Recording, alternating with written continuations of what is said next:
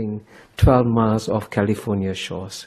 But I think the time has come for the United States to think very hard about a world in which it might become number 2 and China might become number 1.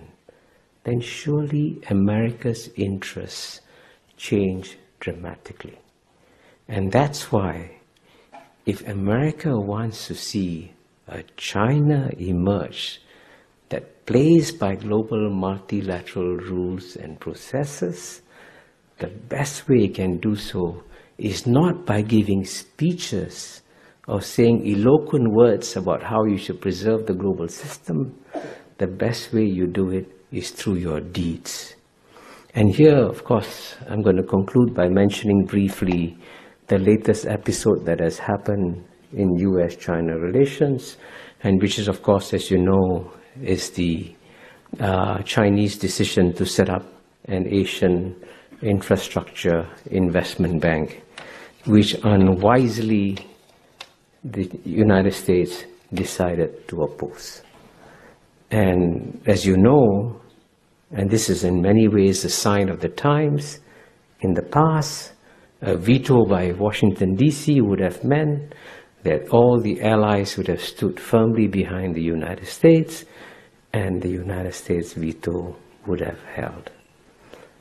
But even to my surprise, the first country to break that veto was the number 1 ally of the United States, which is the United Kingdom.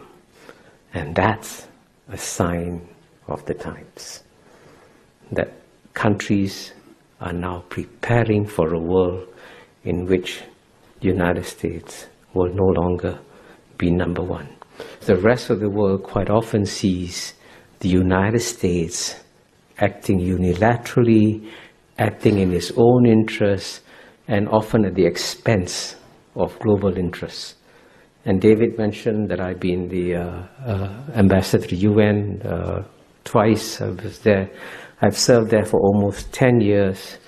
And it's rather tragic to watch in the UN, as I did at first hand, to see that the institutions that were essentially created by the United States after World War II, with the guidance of FDR and Eleanor Roosevelt and all that, these were basically American-inspired institutions which have then been undermined by American policies.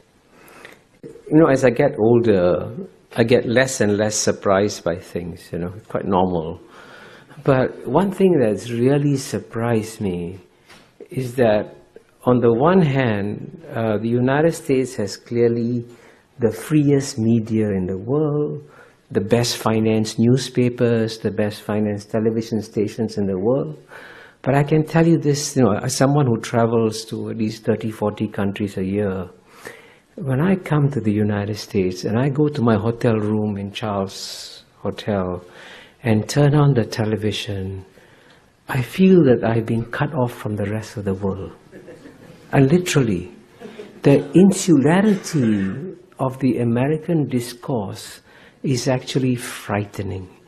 And this is also true, by the way. I mean, I've said this to my friends there anyway in New York Times.